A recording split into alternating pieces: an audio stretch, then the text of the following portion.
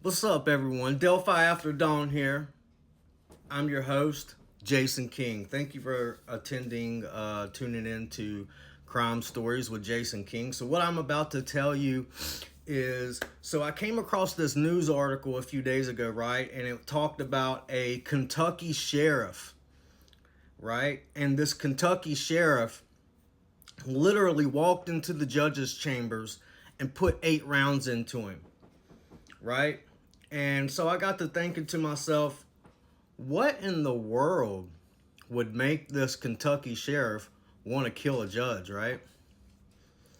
So I got to doing some digging and I found out what happened. So let me tell you all the real story. Let me tell you all the story that the media is not wanting to tell you. In my opinion, this Kentucky sheriff's a hero, and let me explain why. So basically what happened was this judge was allegedly, I gotta say allegedly, which he was, this judge was allegedly allowing another sheriff deputy to bring in this woman that was on house arrest and basically use his power and authority to scare her into performing you know what acts with him so they wouldn't throw her in jail, right? So they were basically using, hey, you know, I'm going to throw you in jail if you don't perform these acts with me or whatever, right? So all that was going on, but it gets worse. Wait till you hear what happens next. So basically, this Kentucky sheriff that unalived the judge, his daughter was like 17 years old, and she wanted to become a lawyer and go to law school and actually become a judge in the future. So she was like working underneath this judge, right? This judge had kind of taken her under his wing and was showing her how to do stuff, right? And she was working there, right? And so basically what was going on, she started to have she started to show some mental instability and was acting out. And so the parents, this Kentucky sheriff, didn't know what was going on, so they had her see a therapist, right?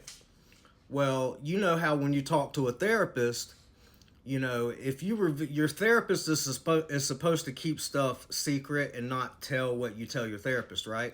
But if you tell your therapist that you're being essayed and you're being raped and or you're thinking about unaliving yourself or going out and committing harm to others, that therapist has a legal obligation to report that to the police, right?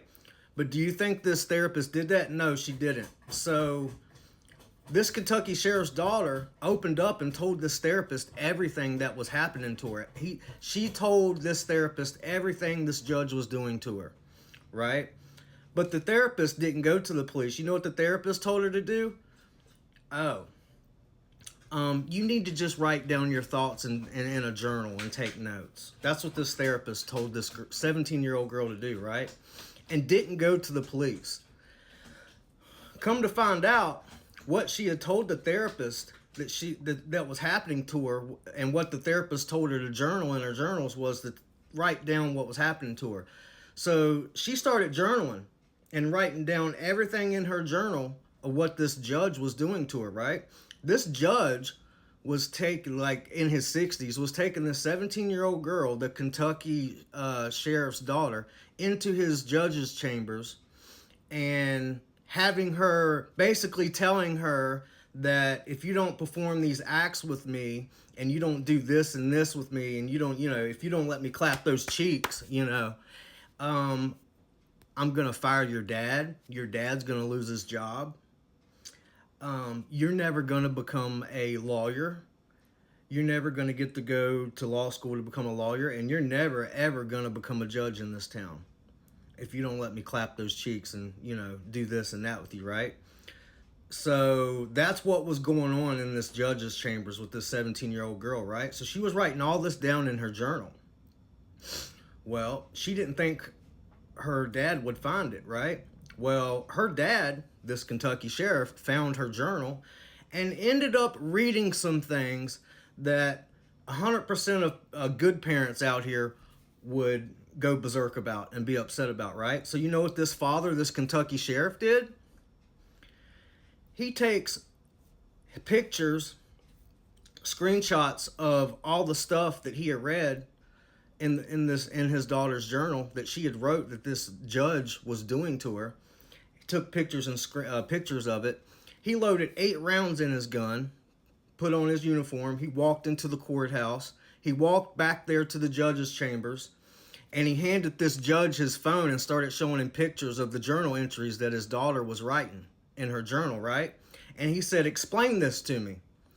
Well, no sooner than this judge tried to spit out some BS lies to him, what did this father do, this Kentucky sheriff do?